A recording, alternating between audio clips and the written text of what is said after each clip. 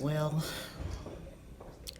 it seems like it started some years ago, and probably like so many other people, um, different chain of events started it. And probably when my father passed, living in his home, having to move from there, and it was hard. Yeah. Financially, it was hard. Emotionally, I think, was the biggest challenge. Emotionally, managing life on your own.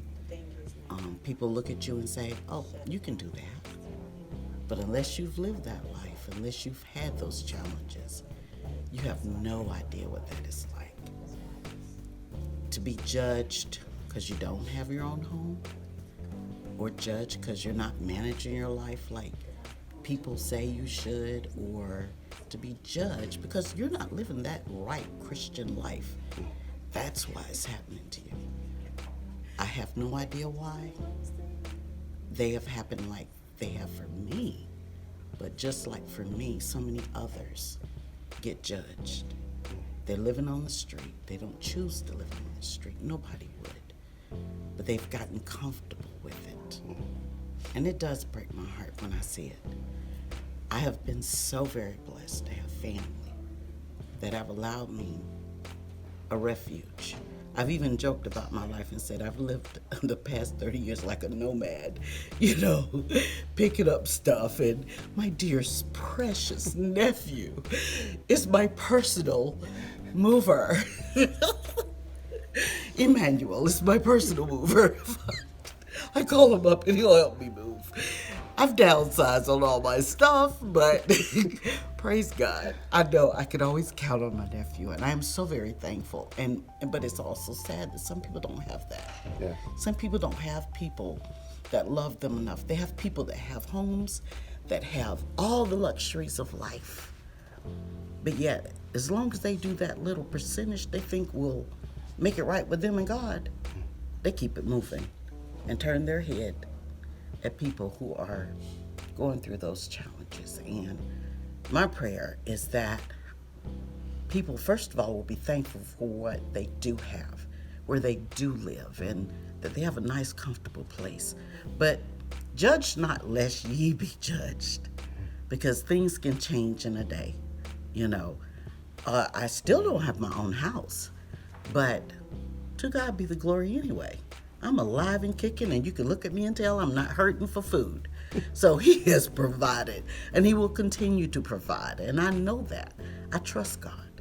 I truly trust God more now than I ever have. For one thing, for me, is trusting God. Truly trusting God. People will fail you, but you do have to totally put everything you have in God and believe him. Believe what he says. He said he would never leave me nor forsake me, and he will not. And I know he won't. He never has before. I mean, he's always been there for me. And those gifts and talents, I know that he put those things in me. And I will pursue. Gifts and talents to me are not only just tangible, but the gift you have to encourage someone, to love on people. That comes from God. That's not just something to me that, oh, you're such a good person, you're so loving. No, that's not even real. Half time is fake with a lot of people. But loving people truly from your heart and forgiving people, that's from God. And it is a work, it's a challenge, but I think it's a gift too, because God will teach you how to do it. And I believe that for my life, it's going to get better before it gets worse.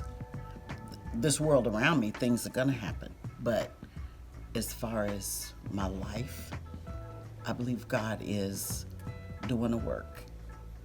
And what's most important in my life right now is, or anybody's life, is my relationship with him. It starts with him. And that's where it'll end. I'm not as concerned about where I live. I believe God is going to give me my own home, and I pray that I'll have my doors open to someone in need. I think it is a great idea. But it is a stepping stone because they get to wash their clothes or well, you're talking about the one where they wash their clothes, take a bath. Both. Okay. And that's going to help their self-esteem for the most part because you do have a lot of mental illness out there, and that does have to be addressed. And some of it is just from just the life itself makes people feel so negative on themselves, I do believe.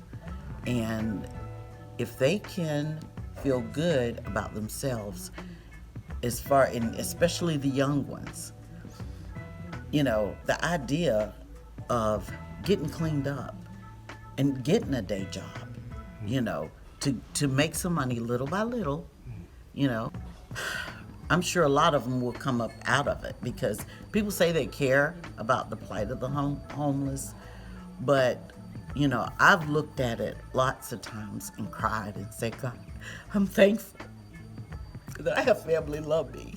I didn't have to be on the street. I don't think I'd be here. I really don't. But God is so good, and that particular project is going to help the people a lot. It's going to help them.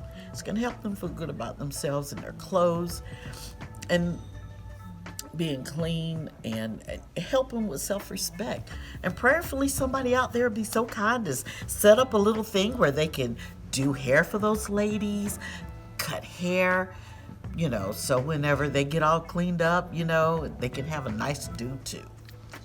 And just don't judge. Just look at people, especially if you confess to be a Christian or you go to church.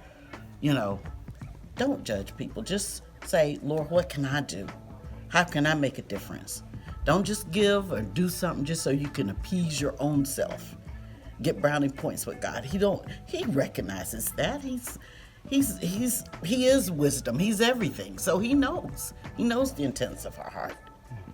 But what you do in secret, God will reward you. You don't have to get brownie points. Just do stuff. Show some love to people. And that's it.